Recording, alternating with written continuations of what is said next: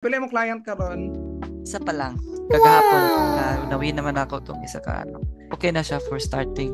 And especially sa work lang mismo, dali raman. More on ano lang siya, Jem, import lang ko og leads and then taggings. Actually, mahulog yun siya nga murag og technical support nila sa JHL. Nice. Ako ilang ipamanage sa lahang JHL. So, I think stable siya nga job. Actually, gipangutanan ako tong manager, tong nag-hire, nabay possibility na ano jud ko diri maka-stay for a longer time. Tapos ano siya, gusto daw siya nga maka-stay daw ko sa lahang company for a longer time.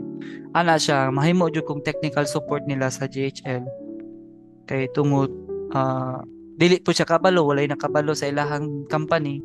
So mo tong nag-hire sila kanang specialist for interview isa, which is katong second interview. Katong mong duha latest kay sa email, so nagpabuhat lang sila introductory video which ako anang na-send.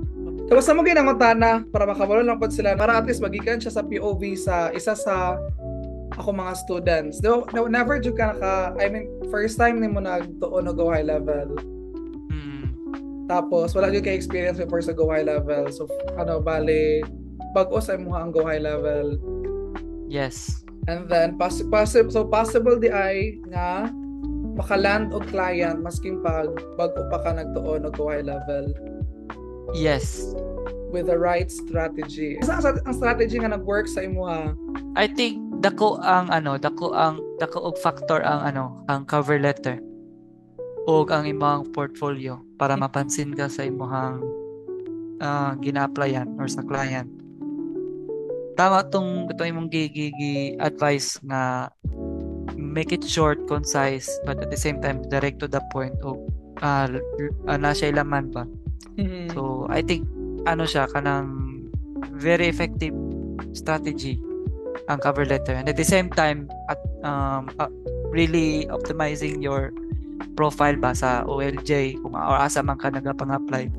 Kay most of them nana jud sila copies. Matingala lang ko nana sila copies sa kuang portfolio o sa kuang resume. I can see nga ana. So it's really important na may optimize mo imong profile kung asa ka gapang-apply.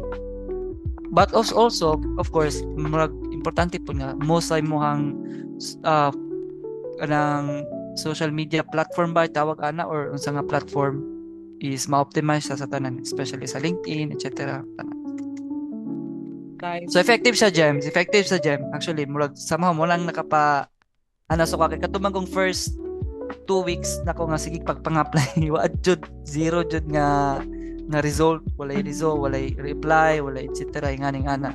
So pero katong time nga nagpa-mock interview nako and at the same time nagpa-tabang ko sa ako ang cover letter. Kato murag dito na ni result. Na-overwhelmed. How tanin James oy. Na-overwhelmed gud ang guy. Grabe jud. Sayo ko na. Upat na sila ka book nag unang bunga ng batch 1. Bunga jud, nanobrang bunga.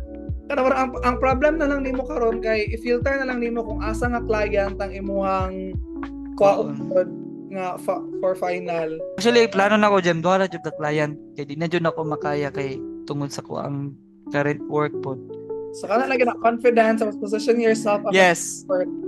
Kinahanglan na jud ka mahing confident nga mo kanang kabalo jud ka sa imong ginastorya ug sa imong ginabuhat ba. Imong confidence yung magdala at the same time imong portfolio jud. Takot ta ba ang portfolio gyud no? Super. Amazing. Murag ang portfolio na ang mutubag sa ilahang questions manggod. Congrats once again. Thank you, James. Yes. Okay, bye-bye. Thank you. Bye-bye. Thank you, bye-bye.